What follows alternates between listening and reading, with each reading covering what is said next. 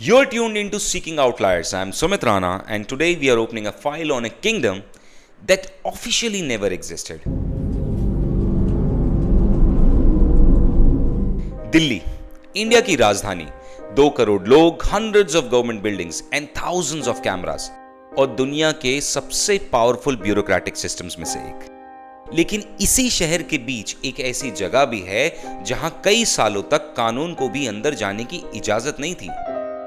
अगर आप दिल्ली रिज के जंगल में काफी अंदर चले जाएं तो पेड़ों के बीच एक पुरानी इमारत नजर आती है। ना कोई टूरिस्ट बोर्ड, ना कोई गाइड, ना कोई टिकट काउंटर, सिर्फ टूटे हुए पत्थर और खामोशी। लेकिन फिर आपको एक बोर्ड नजर आता है, entrance strictly forbidden, trespassers will be shot, beware of hound dogs. और उनके नीचे लिखा होता था द रॉयल हाउस ऑफ ऊथ।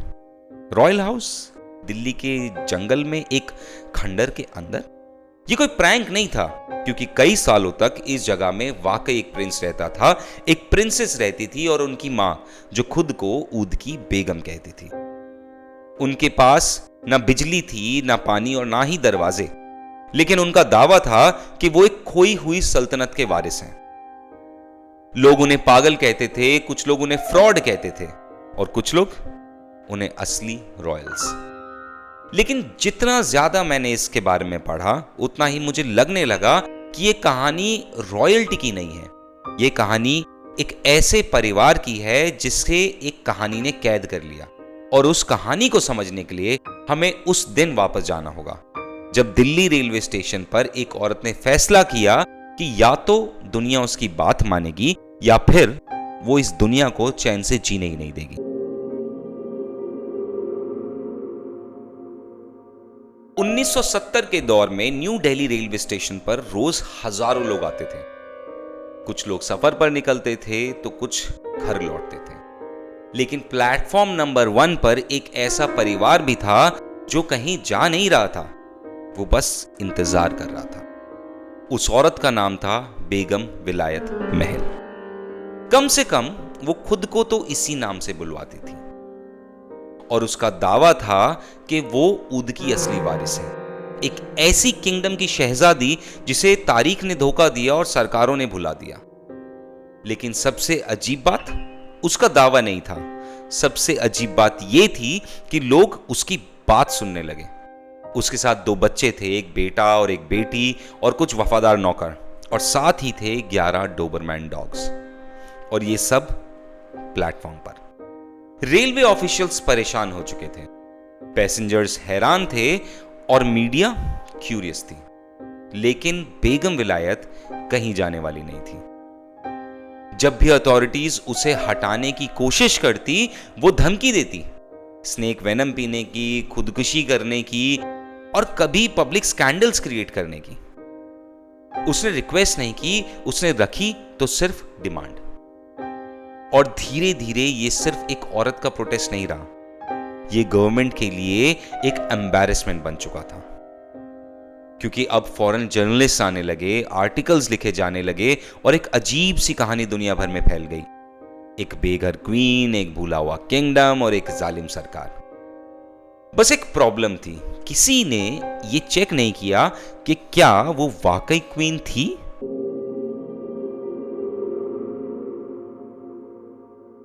$1985 आखिरकार सरकार ने बात मान ली। 10 साल तक रेलवे स्टेशन पर चले इस तमाशे को खत्म करने के लिए बेगम विलायत को एक जगह दे दी गई, मलचा महल। नाम सुनकर लगता है जैसे किसी रियासत का असली महल होगा, लेकिन हकीकत में यह 14वीं सेंचुरी का एक शिकारगृह था, एक पुराना तुगलक हंटिंग लॉज। और तब तक आधा जंगल इसे निगल चुका था। रात को चमगादड़ थे, दिन में सांप और हर तरफ कांटे ही कांटे। ये महल कम और जख्म ज्यादा लगता था, लेकिन बेगम विलायत ने इसे देखा और कहा, अब से ये हमारा महल होगा। यहां से कहानी अजीब होना शुरू नहीं होती, यहां से कहानी खौफनाक होना शुरू होती है। क्योंकि मलचा महल में शिफ्ट होने के बाद उन्होंने दुनिया को बाहर रखना शुरू कर दिया। कांटों के बाद बार्ब्ड वायर्स और फिर वार्निंग बोर्ड्स। कभी कभी लगता था जैसे वो महल को प्रोटेक्ट नहीं कर रहे, जैसे वो किसी और चीज को प्रोटेक्ट कर रहे हैं, एक कहानी को। अंदर का मंजर और भी अजीब था, क्योंकि बाहर जंगल था, खंडर था, टूटे हुए पत्थर थे, लेकिन अंदर एक दरबार था। बेगम विलायत एक काउच पर बैठी होती, पर्पल रोब, डार्क ग्लासेस, बिल्कुल सीधी और बिल्कुल खामोश। उनके सामने एक सेरेमोनियल तलवार रखी होती, जैसे सल्तनत अभी भी जिंदा हो, और उनका बेटा प्रिंस साइरस मेहमानों के सामने उनके कदमों में बैठा होता या कभी कभी लेटा होता। बेगम सीधा किसी से बात नहीं करती थी, वो साइरस के कान में फुसफुसाती थी और फिर साइरस उनकी आवाज बनता था। हर हाइनेस सेज, हर हाइनेस बिलीव्स, हर हाइनेस डिमांड्स। और धीरे धीरे एक अजीब चीज होने लगी। जितना ज्यादा दुनिया उनसे दूर होती गई, उतना ही उनका किंगडम मजबूत होता रहा। रियलिटी कमजोर पड़ने लगी और उनकी कहानी और मजबूत होने लगी। लेकिन हर कहानी की एक कीमत होती है, और मल्चा महल की कीमत सबसे ज्यादा उसके बच्चों ने चुकाई। क्योंकि कुछ सालों बाद यह महल सिर्फ उनका घर नहीं रहा, ये उनकी पूरी दुनिया बन गया। बाहर की दुनिया के लिए वो रॉयल्स थे, लेकिन अंदर वो कुछ और बन रहे थे।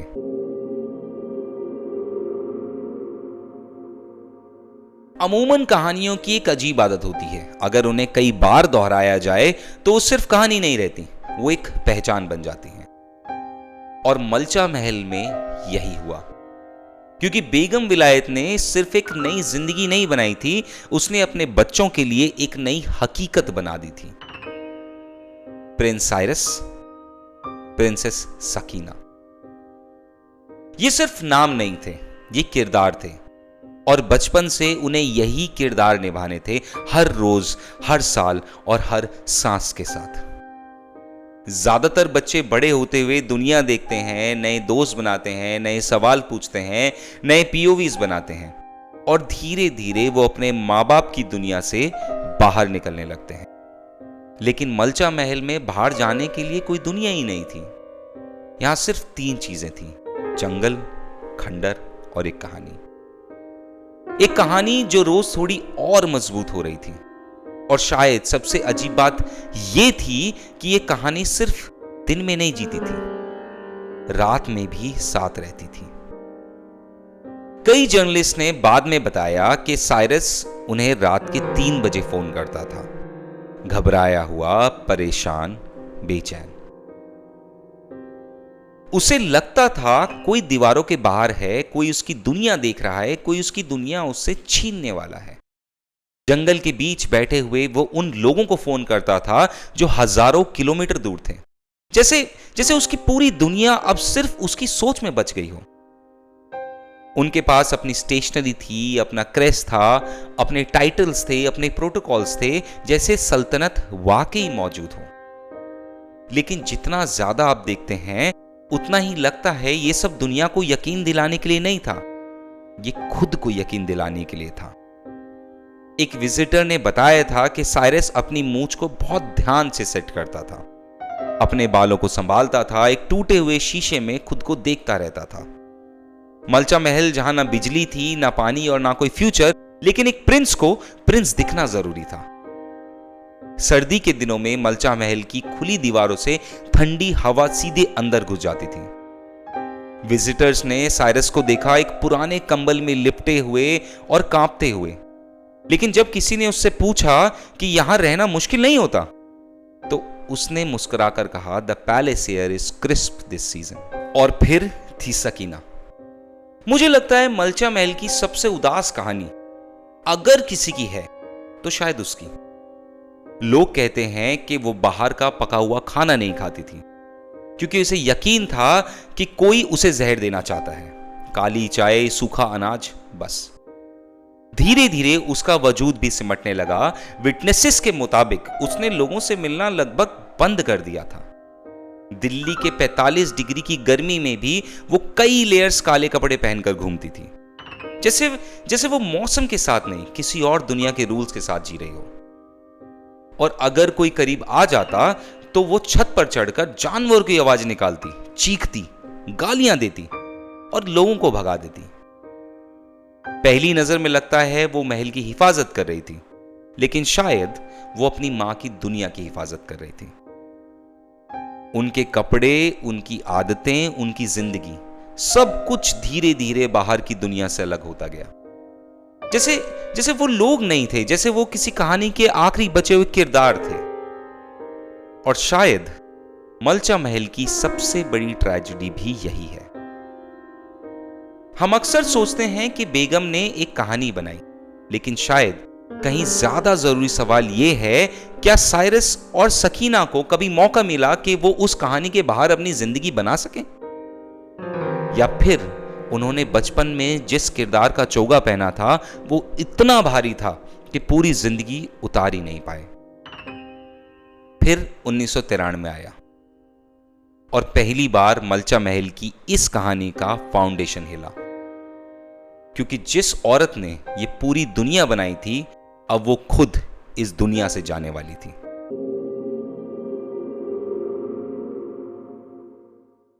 हर कहानी की शुरुआत एक सेंट्रल कैरेक्टर के साथ होती है, एक ऐसा इंसान जिसके बिना पूरी कहानी बिखर जाती है।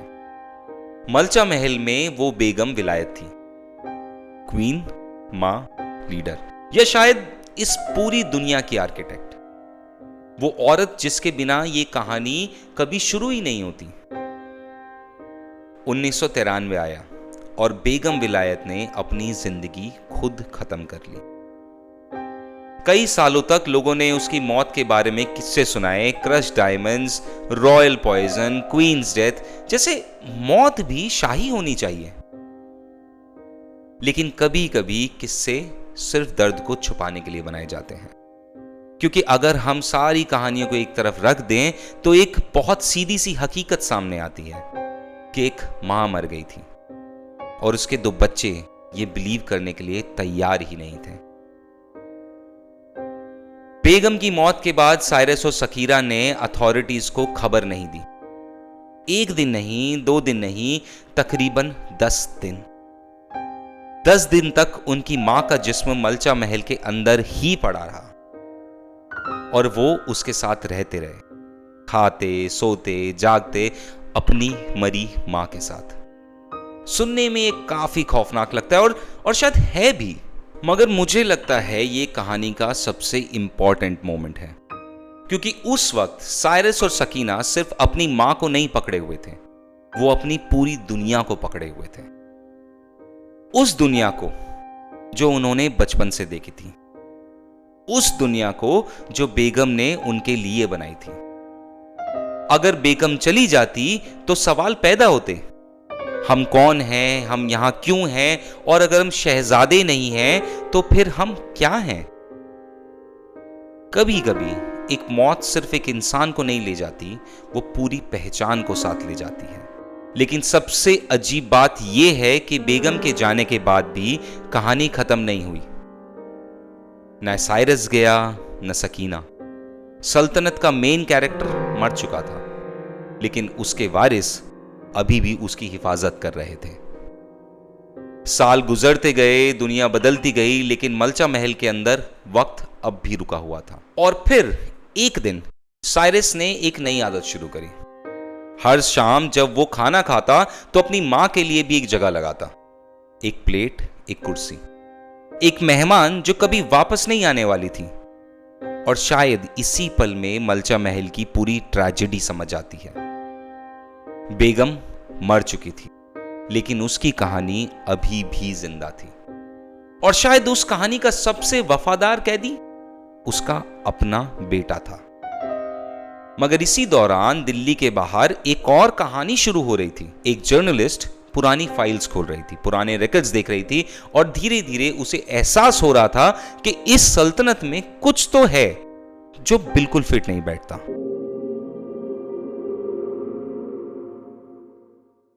कुछ कहानियां इतनी देर तक दोहराई जाती हैं कि लोग उन्हें सच मान लेते हैं, और फिर एक दिन कोई आता है और पूछता है, 1 मिनट, क्या हमने कभी वेरीफाई भी किया था?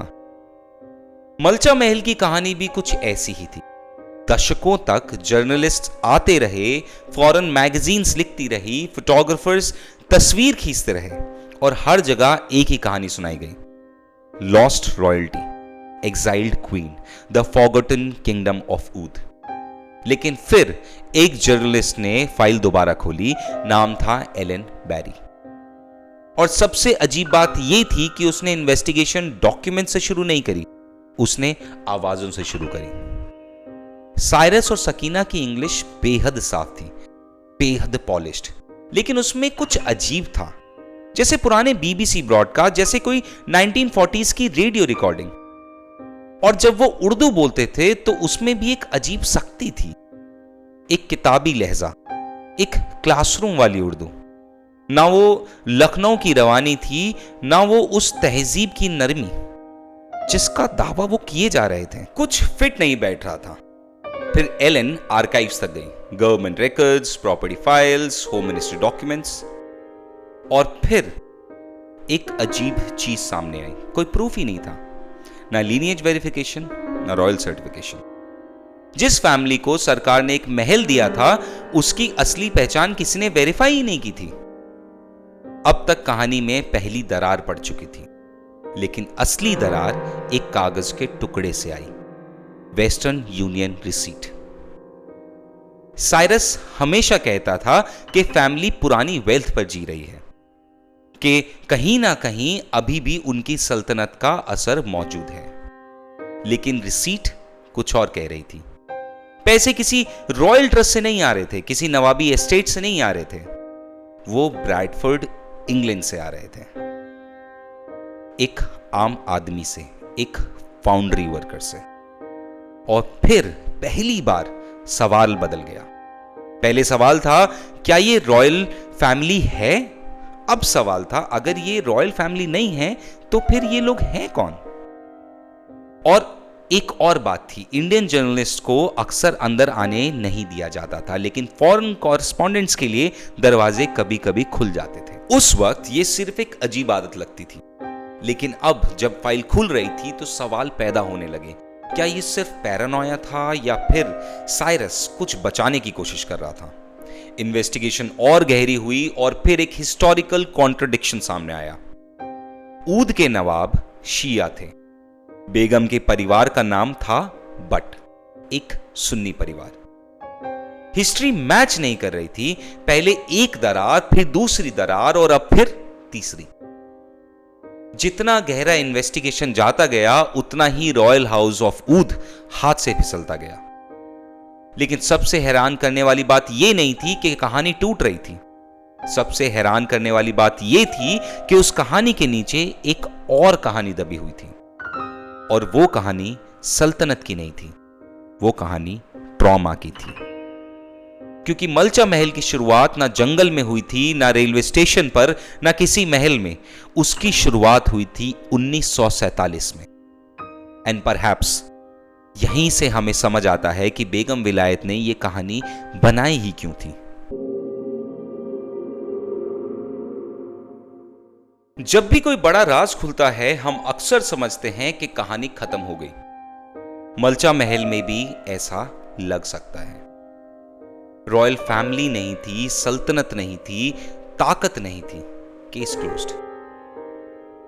मेरे ख्याल से असल कहानी यहीं से शुरू होती है, क्योंकि अब सवाल यह नहीं था कि बेगम विलायत कौन थी, सवाल यह था कि वो बेगम विलायत बनी क्यों। 1947 पार्टीशन, हम आज उसे हिस्ट्री के चैप्टर की तरह पढ़ते हैं, एक बॉर्डर, एक माइग्रेशन, एक सियासी फैसला।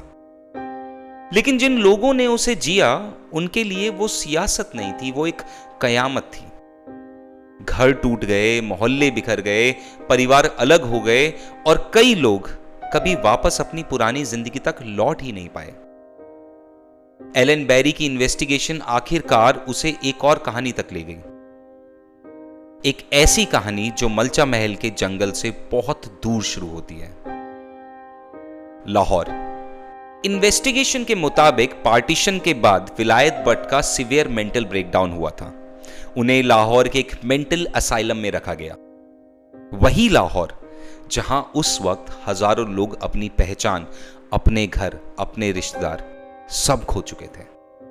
सोचिए, जब किसी की पूरी दुनिया ही टूट जाए तो इंसान क्या करता है? कुछ लोग यादें पकड़ कर बैठे रहते हैं, कुछ लोग भूलने की कोशिश करते हैं और कुछ लोग एक नई दुनिया बना लेते हैं। शायद इसीलिए मुझे मलचा महल की कहानी में एक अजीब सी उलझन महसूस होती है। हम आसानी से कह सकते हैं कि बेगम ने एक झूठ बनाया, लेकिन अगर हम उसकी जगह खुद को रखकर देखें तो शायद उसने एक पनाह बनाई थी। एक ऐसी पनाह जहां वो बेघर नहीं थी, जहां वो बेआसरा नहीं थी। वहां वो बेगम थी, एक क्वीन, एक रूलर, एक औरत जिससे दुनिया ने कुछ नहीं छीना था। और फिर सालों तक ये कहानी दोहराई गई इतनी बार कि शायद ये सिर्फ बेगम की कहानी नहीं रही, ये साइरस की कहानी बन गई, ये सकीना की कहानी बन गई और करते करते ये उनकी हकीकत बन गई। हम अक्सर कहते हैं कि बेगम ने अपने बच्चों को एक झूठ दिया, शायद, लेकिन शायद उसने उन्हें एक सेफ हेवन भी दिया। दिक्कत बस इतनी है कि उसने उस हेवन से बाहर निकलने का रास्ता कभी बनाया ही नहीं। एक दिन वो कहानी जो बचाने के लिए बनाई गई थी कैद बन गई, एक ऐसी कैद जिसकी दीवारें पत्थर की नहीं थी, यकीन की थी। और यकीन की कैद अक्सर सबसे मजबूत होती है, लेकिन हर कैद की एक कीमत होती है। बेगम ने अपनी कीमत चुका दी थी और अब बारी थी उन दो बच्चों की जिन्हें ये सल्तनत विरासत में मिली थी।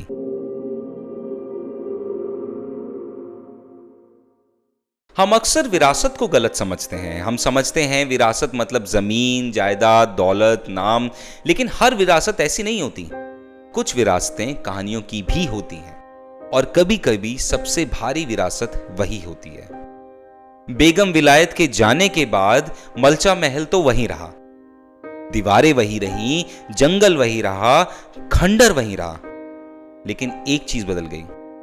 अब कहानी को जिंदा रखने की जिम्मेदारी साइरस और सकीना के कंधों पर थी। ये वो पल था जहां उनके पास एक मौका था दुनिया में लौटने का, नई जिंदगी शुरू करने का, अपने लिए जीने का, लेकिन वो नहीं गए। शायद क्योंकि बाहर की दुनिया उनके लिए अजनबी थी, या शायद अंदर वाली दुनिया ज्यादा असल थी। सच्चाई हम नहीं जानते, पर सकीना धीरे धीरे लोगों की नजरों से गायब होने लगी। काले लिबास, बंद कमरे, कम होती आवाजें। एक वक्त आया जब दुनिया ने उसके बारे में पूछना भी बंद कर दिया। और फिर एक दिन वो भी चली गई। मलचा महल में सिर्फ अब एक आदमी रह गया था, साइरस, आखिरी शहजादा, आखिरी गवाह, या यूं कहे आखिरी कैदी। उसकी पूरी जिंदगी एक अजीब इंतजार में बदल गई थी। न किंगडम वापस आना था, न ताज, न इंसाफ, फिर भी वो वहीं रहा। अपने आखिरी सालों में साइरस हर शाम खाना लगाता था, एक प्लेट अपने लिए, एक प्लेट अपनी मां के लिए, एक कुर्सी जो कभी भरने वाली नहीं थी, एक मेहमान जो 20 साल पहले मर चुकी थी, और ये वो कर रहा था हर रोज। मुझे लगता है इसी एक मंजर में पूरा मलचा महल समझ आता है। ये कहानी रॉयल्टी की नहीं थी, ये कहानी प्रॉपर्टी की नहीं थी, ये कहानी फ्रॉड की भी नहीं थी, ये कहानी छोड़ ना पाने की थी। एक मां को, एक याद को, एक दुनिया को। हम सब अपने माँ बाप से कुछ ना कुछ विरासत में लेते हैं, कभी आदतें, कभी डर, कभी सपने। साइरस और सकीना को एक कहानी मिली और शायद वो उस कहानी से कभी आजाद ही नहीं हो पाए। 2017 में साइरस की मौत हो गई थी डेंगू से। No kingdom, no subjects, no royal farewell, सिर्फ एक आदमी। अब इस कहानी का आखिरी पन्ना भी खत्म हो गया था। साइरस को एक आम कब्रिस्तान में दफन किया गया, ना कोई शहंशाही मकबरा, ना कोई निशान, सिर्फ एक कोड, DD33B, बस इतना ही, DD33B। एक पूरी जिंदगी, एक पूरी पहचान, एक पूरी सल्तनत आखिर में 4 अक्षरों में सिमट गई। आज भी लोग मलचा महल आते हैं और पूछते हैं, क्या वो लोग फ्रॉड थे? शायद। क्या वो रॉयल्टी थे? शायद नहीं। लेकिन मेरे ख्याल से ये दोनों सवाल गलत हैं। सही सवाल शायद ये है, क्या साइरस और सकीना को कभी पता था कि ये सब सच नहीं था? और अगर पता था तो वो गए क्यों नहीं? मगर अगर पता नहीं था तो फिर उन्होंने अपनी पूरी जिंदगी एक ऐसी सल्तनत की हिफाजत में गुजार दी जो कभी मौजूद ही नहीं थी। मलचा महल का राज ना जंगल में छुपा था, ना खंडर में, ना कब्र में। वो दो बच्चों के अंदर छुपा था, जिन्हें एक कहानी विरासत में मिली और जो शायद कभी जान ही नहीं पाए कि वो कहानी थी। मैं सुमित हूं और नक्शे के अगले कोऑर्डिनेट पर एक और दास्तान इंतजार कर रही है। See you at the next outlier.